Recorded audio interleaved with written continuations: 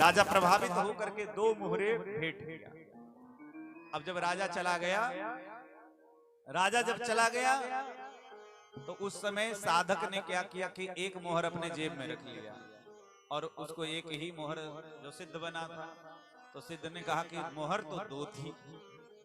तो बोले आपको कैसे पता? आप तो आंख बंद करके ध्यान में थे। बोले हम भले ध्यान में थे, लेकिन जब राजा ने चढ़ाए थे मोहर तो दोनों आपस में खटकी भी तो थी, उसकी आवाज भी तो आई थी। ऐसा साधना नहीं होना चाहिए। भौतिक वस्तुओं का यदि आप ज्ञान है तो आप साधना में बहुत कच्चे हैं। इसलिए मेरे सज्जनों, सती को कथा में मन नहीं लग गया, इसलिए भगवान शिव ने सारी बातें बताई। सती जाने के लिए उत्सुक होती है। दुनिया की कौन ऐसी बेटी होगी जो अपने पिता के घर कोई कार्य हो, उत्सव हो, महोत्सव हो, जाना नहीं चाहेगा। शिव जी भेजते हैं। शिव जी जानते हैं, शिव जानते हैं कि अब ये अंतिम मुलाकात है, आज के बाद अब नहीं। इसलिए गणों को दे करके सती जाती है। समय कम है इसलिए हम थोड़ा संक्षिप्त लेंगे, क्योंकि मेरे सज्जनों सती जब जाती है, कहा कि यद्यपि मात पितु प्रभु गुरु गेहा, जाइए बिनु बोले हो न संदेहा। यदि वहां पे जाने के बाद कोई यदि आपका अपमान करे तो वहां नहीं जाना चाहिए। सती गई, जा करके देखा है दक्ष त्रास का हों सम्मानी, किसी ने सम्मान नहीं किया।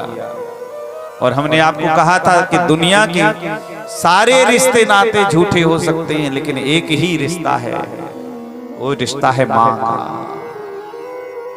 और माँ का रिश्ता तो हमेशा सत्य होता है। इसलिए सादर भले ही मिली एक माता, सादर भले ही मिली एक माता, भगिनी मिली बहुत मुस्काता, भगिनी मिली बहुत मुस्काता। माँ जब देखी, माँ प्रसन्न, आओ आओ, और मैया आकर के गले लगती है। बहनी 60 बहन है। ये सती कितनी बहन है? पूरे 60। सब अपने अपने पतियों के साथ एकदम हाथ डाल डाल करके और सती के सामने मुस्कुरा। भगनी मिली बहुत मुस्कुराता, और एक ही चीज पूछती है सारी बहनें। लगता है ऐसे कि पहले से ही इन लोगों ने प्रोग्राम किया है कि सती जब आए तो इतना ही पूछना कि जीजा जी कहाँ हैं। अब ये दुख और अपार हो जा रहा है। पिता का अपमान और लोगों का अपमान तो सह सकी। और देखो मेरी माताएं, इस चरित्र से एक स्त्रियों को एक बात ध्यान देना चाहिए। समर्पण यदि आपके जीवन में है परिवार के प्रति, तो चाहे परिवार में कितना लड़ाई झगड़ा टेंशन तलाक की बातें चले, एक दिन सब कुछ सही हो जाएगा। लेकिन आगे जब सती गई, यज्ञ में अपने पति का भाग नहीं देखी, अपना अपमान भूल करके। यद्यपि आप जानते हैं कि शिव जी ने त्याग दिया है सती को, लेकिन सती ने शिव का परित्याग नहीं किया। सती विचार करने लगी कि अब हे भगवान, अब किसी जन्म में मुझे दक्ष की बेटी नहीं बनाना। अब हमें भले जड़ की बेटी बना दे, लेकिन ऐसे दक्ष की बेटी जिसने भगवान का अपमान किया, जिसमें भगवतापराध जिसने किया है, ऐसे पिता की बेटी हमें नहीं कहाना है। और महाराज ऐसा कह करके सबको, सभी सभासदों को संबोधित कर करके, और भगवती सती ने भगवान शिव का ध्यान करते हुए योगाग्नि के माध्यम से और अपने शरीर का परित्याग करती है। और उसके बाद हाहाकार मच जाता है। शिवगण मेरे सज्जनों सब यज्ञ को विध्वंस करना चाहते हैं। भृगु नाम के महात्मा सबको मंत्र से बंधन कर देते हैं। भूत प्रेत समूह को, गणों को बांध देते हैं। लेकिन सती मरण सुन शंभुगन लगे करन मग खीस, जग विध्वंस विलोक भृगु रक्षा की मुनि। लेकिन ये समाचार नारद जी के द्वारा भगवान शिव के कानों में पड़ा। शिव जी क्रोधित हो गए कि मेरी पत्नी को मेरे ससुराल वालों ने मार दिया, और जब मेरी पत्नी ही नहीं रही, मेरी पत्नी के साथ मेरे ससुराल में ऐसा दुर्व्यवहार हुआ तो मैं किसी को छोड़ूंगा। भगवान शिव की 12 जटाओं में से एक जटा पटक और उसमें दिव्य अपनी शक्ति दे करके एक पुरुष प्रकट किया। उसने कहा कि हाथ जोड़ के क्या करें? संस्कृत में वीर ते भद्रम, तुम्हारा कल्याण हो वीर, इसलिए नाम ही हो गया वीरभद्र नाम हो गया महाराज। और ये भगवान शिव ने अपना जैसा ओज तेज प्रभाव स्वभाव सब दे करके भेजा है और बड़ा भयंकर जग विध्वंस का आदेश दिया। किसी को अपमान करने के लिए किया गया धर्म, भगवान स्वयं उसका विध्वंस करते हैं। इसलिए वीरभद्र गया और जाकर के पूरे यज्ञ को तहस नहस किया, सारे भूत प्रेत मिलकर के, क्योंकि वीरभद्र के आने से बल बढ़ गया। और जो महात्मा जो भृगु थे जिन्होंने बंधन किया था, बड़ी दाढ़ी पर हाथ फेर रहे थे, सबसे पहले महात्मा जी की दाढ़ी पकड़ी ऐसे और पूरी दाढ़ी को उखाड़ लिया, सब निमोछिया हो गए। बोलो जय सिया राम। महाराज भृगु जी की दाढ़ी उखाड़ ली। भग नाम के देवता थे, वो आंख फाड़ फाड़ करके सती के अपमान को देख रहे थे। जाकर वीरभद्र ने दोनों अंगुलियों से उनके दोनों आंखें निकाल ली। पूषा नाम के देवता थे, सती के अपमान पर हा हंस रहे थे। एक मुक्का मारा जोर से, पूरी पति सी बाहर आ गई। और अंत में महाराज जितने ऋषि थे जो भी उसमें अपमान में देख रहे थे, सबको महाराज दिव्यांग बना दिया। और अंत में जो दक्ष बड़ा मैं कर रहा था, वीरभद्र ने उसके मारा ऐसा कि एक ही अंगुली ऐसे चलाया कि उसका सर जाकर के यज्ञ की अग्नि में जाके स्वाहा हो गया, वहीं में वो भी मर गया। हाहाकार मच गया। फिर तो क्या करना। और यहाँ तो श्री गोस्वामी जी तीसरी यही करते हैं। भागवत के चतुर्थ स्कंद में वर्णन, चतुर्थ स्कंद के प्रारंभ में वर्णन है कि फिर सब ब्रह्मादिक गंधर्व अप्सरा चारण सब ऋषि मुनि महात्मा सब आकर के और प्रार्थना किए हैं। भगवान शिव ने बकरे का सर लगाया गया और उस दक्ष को जीवित करके उस यज्ञ का संपादन संपूर्ण किया गया है। और यहाँ यही विश्राम करके कहते हैं कि सती मरत हरि सन बर मांगा, सती मरत हरि सन बर मांगा, जन्म जन्म शिव पद अनुरागा, तेहि कारण गिरि गृह जाई, तेहि कारण गिरि गृह जाई, जन्मे पार बधे तनु पाई, जन्मे पार बधे तनु पाई। गीता का एक प्रसिद्ध श्लोक है, अंत काले मामेव स्मरण मुक्त्वा कलियुग। यदि भगवान का स्मरण करते हुए हम शरीर त्यागेंगे तो अगले जन्म में भी हम भगवान के भक्त बनेंगे। और यदि हम दुनिया का स्मरण करेंगे, कई बार ऐसा भी होता है कि दादाजी मरे या पोताजी का जन्म हुआ, लोग कहते देखो देखो दादाजी से शकल मिलता है। अरे दादाजी से शकल नहीं मिलता है, बल्कि दादाजी ही स्वयं आए।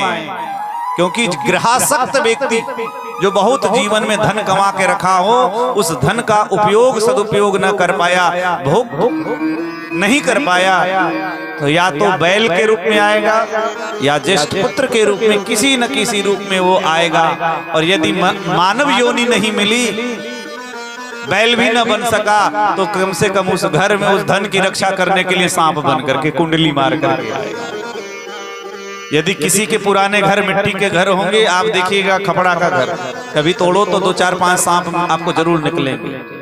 और ऐसा नहीं कि आपके तोड़ने समय वो घुसे थे, वो हमेशा थे, लेकिन वो आपके ही कोई वंशज हैं। इसलिए हमारे अयोध्या में संतों में सर्प को भी नहीं मारते, भगा दिया जाता है।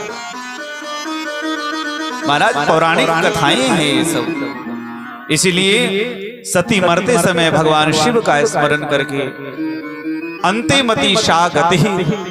और इस प्रकार से जब अब हिमाचल के घर में, क्योंकि अभी एक बुद्धिमान पिता की पुत्री थी, लेकिन अब एकदम जड़ की पुत्री बन गई।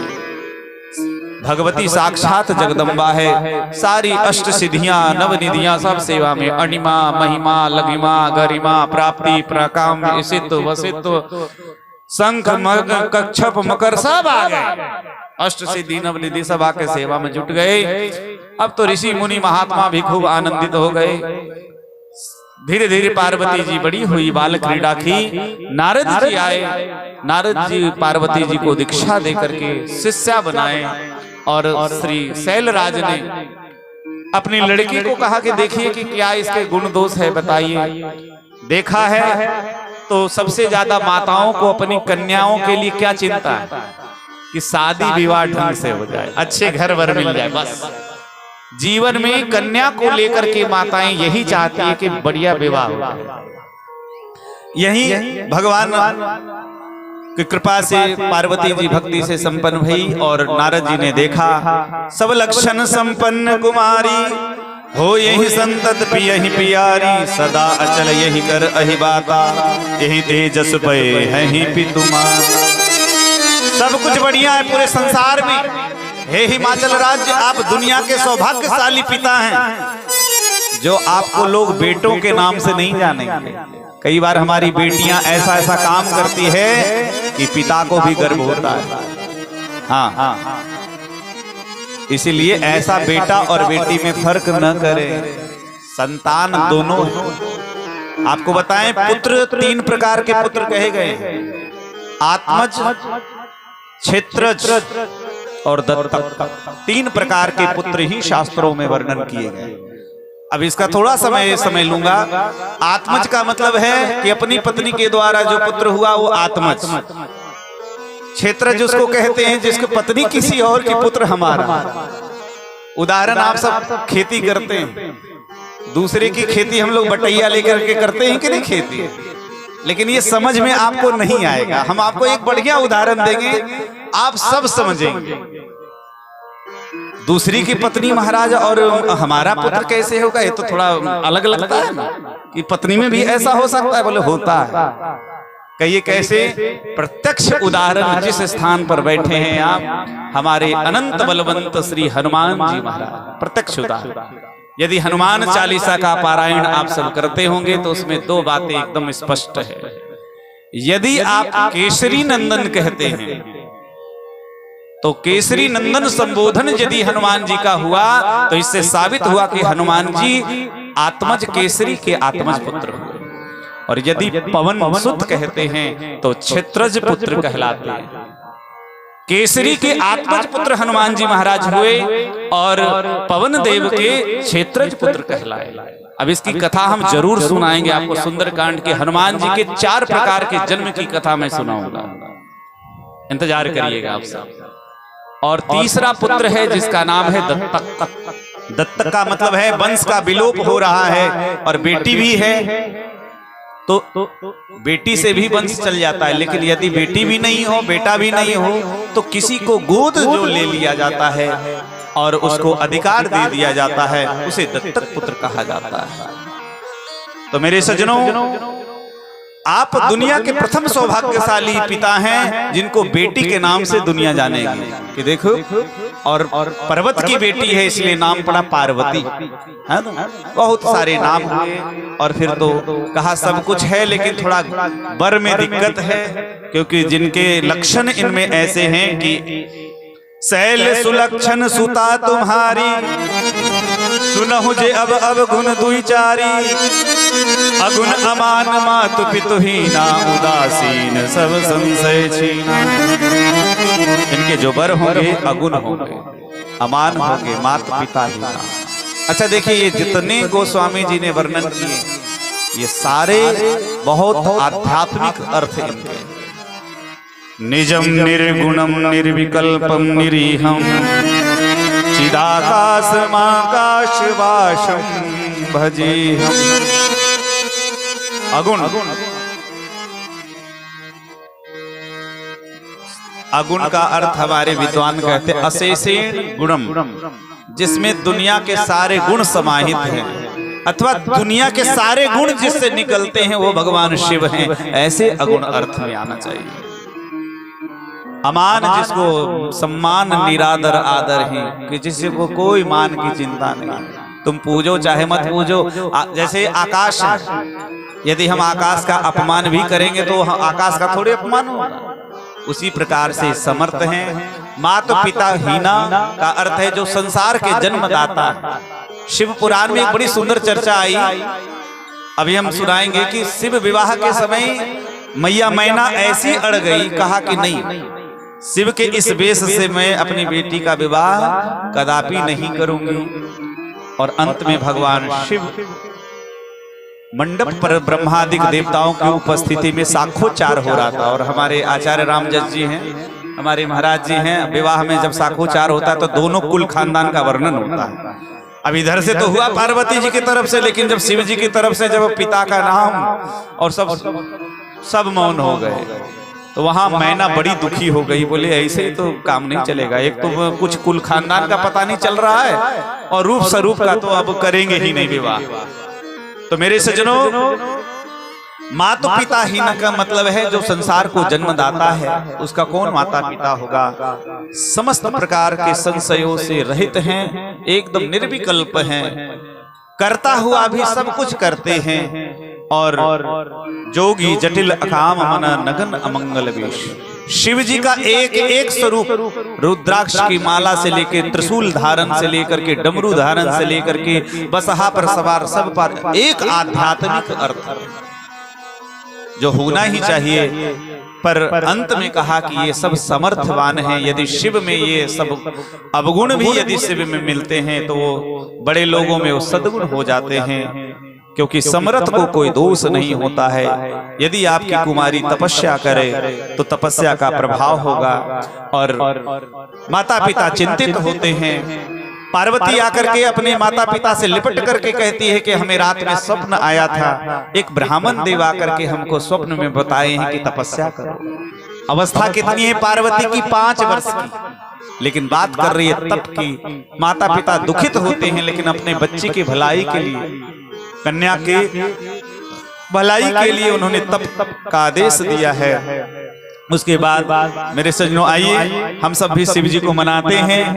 थोड़ा बड़े भाव से हम लोग 5:15 बजे तक हम कथा कहेंगे, और आइए बड़े भाव से हम लोग शिव जी को मनाते हैं। बड़े प्रेम के शिव के मनाई हो,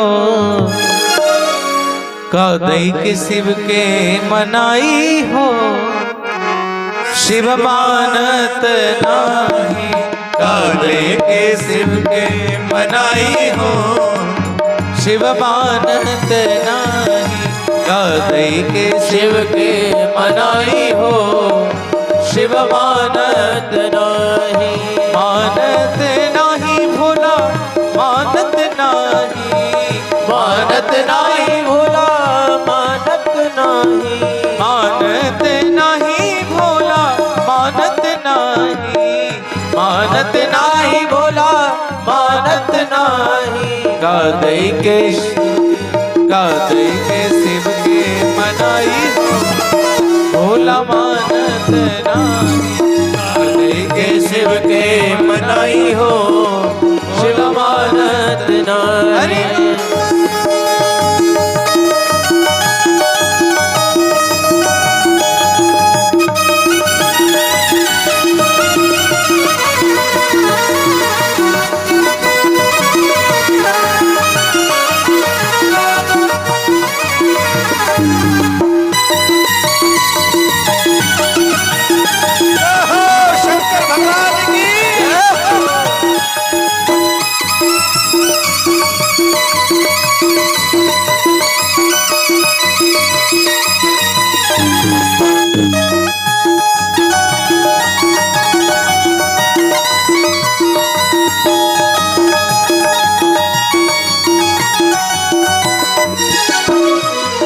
पूड़ी कचौड़ी शिव के मन ही न भावे, पूड़ी कचौड़ी शिव के मन ही न भावे, पूड़ी कचौड़ी शिव के मन ही न भावे, पूड़ी कचौड़ी शिव के मन ही न भावे।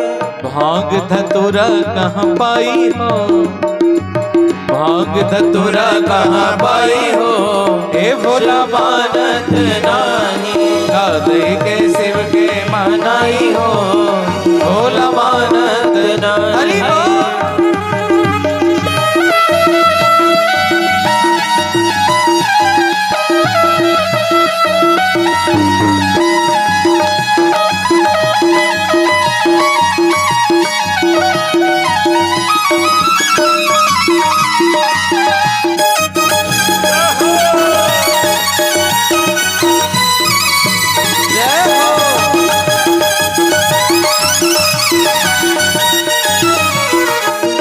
साला दू साला शिव के मन ही न भावे, साला दू साला शिव के मन ही न भावे, साला दू साला शिव के मन ही न भावे, साला दू साला शिव के मन ही न भावे। बागंबर कहाँ से लाए भोला मानत नाही, बागंबर कहाँ से लाई हो, भोला मानत नाही। गादे के शिव के मनाई हो, भोला मानत नाही।